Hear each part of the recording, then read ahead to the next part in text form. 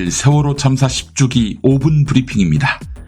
세월호 참사가 발생한 지 오늘로 10년이 됐습니다. 참사로 숨진 304명을 추모하기 위한 자리가 곳곳에서 마련될 예정인데요. 세월호 참사 유가족 등 90명이 목포항에서 배를 타고 참사 해역으로 이동해 학생 희생자 250명의 이름을 한 명씩 부르며 묵념과 헌화를 할 계획입니다. 이후 유가족들은 2시 반 세월호 선체가 있는 목포 신항으로 이동해 추모 문화제를 열 계획입니다. 이 자리에는 12구 이태원 참사 유가족들도 참석합니다. 오후 3시엔 단원고등학교가 위치한 경기도 안산시의 화랑유원지에서 세월호 참사 10주기 기억식이 열립니다. 정치권도 참석할 예정인데 이재명 더불어민주당 대표는 법원 재판 때문에 참석 못합니다. 이란에 공격을 당한 이스라엘은 이란의 드론과 미사일 공격의 99%를 막아낸 영상을 공개하며 재보복 의지를 표명했습니다. 하지만 그 어떤 것도 정한 바가 없습니다. 미국이 확전을 원하지 않고 있거든요. 아마 한반도에서도 비슷한 일이 발생하면 똑같은 일이 발생할 것입니다. 게다가 우리는 전시작전 통제권이 없습니다.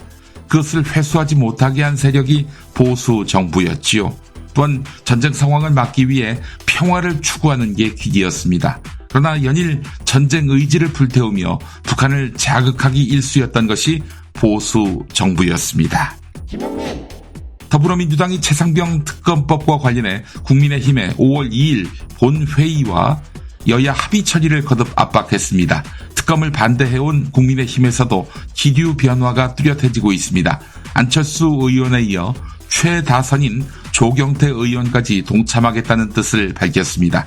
총선 이후 22대 국회에 합류하는 개혁신당 이준석 대표도 국민의힘이 전향적인 자세를 보여야 한다라고 뜻을 밝혔습니다. 한편 민주당은 이와 함께 이태원 참사 특별법 역시 다음 달 재의결을 추진하기로 했습니다. 22대 국회의원 선거 결과 8명이라도 배반하면 개헌저지, 대통령 거부권 무력화, 심지어 탄핵도 가능해지는데 국민의힘 젊은 당선인들의 행보가 주목됩니다. 여당의 총선 참패와 관련한 윤석열 대통령의 입장 표명은 기자회견도 아니고 국무회의 모두 발언 형식으로 정해졌습니다. 총선 결과에 담긴 민심을 수용해 민생 중심으로 국정을 확고히 챙기겠다는 하나만한 메시지가 나올 것으로 보입니다. 한편 대통령실과 국민의힘은 4.10 총선 참패 엿새째인 어제까지도 패배 수습을 위한 당 체제 정비의 실마리를 찾지 못한 채 혼란한 상황을 이어갔습니다. 윤석열 대통령은 국정쇄신의 첫 단추인 비서실장과 국무총리 인선을 결정짓지 못했습니다. 그동안 인상을 억제해온 전기 가스 요금까지 오를 가능성이 커지자 정부의 물가관리에 비상등이 켜졌습니다. 4.10 총선이 끝나자 그동안 억눌렸던 외식 물가도 튀어오르고 있습니다. 치킨, 햄버거에 이어 조미, 김, 초콜릿 같은 가공식품 가격도 조만간 오를 것으로 보입니다. 최근 국제원유 가격이 오르면서 그동안 미뤄왔던 전기와 가스 요금 인상도 조만간 발표될 것으로 보이는데요.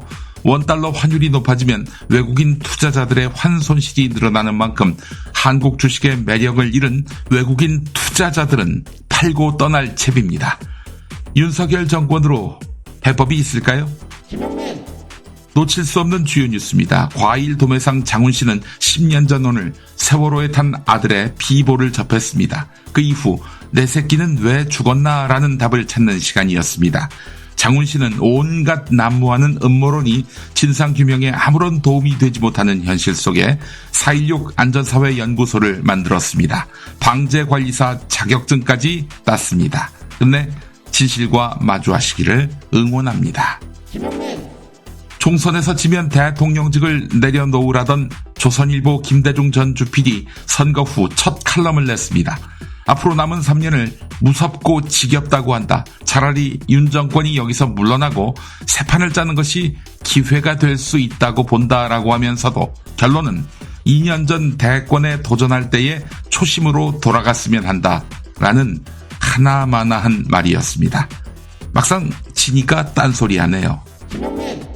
이재명 더불어민주당 대표가 이화영 전 경기도 평화부지사 재판과 관련해 검찰이 구속된 쌍방울 관계자들을 검찰청사에 모아서 술판을 허용하며 이재명 죽일 허위 진술 연습을 시켰다라고 주장했습니다. 수원지검은 부인했지만 이럴 줄 알고 이재명 대표는 미리 그렇다면 CCTV 출정 기록으로 반박하라 라고 맞대응했습니다.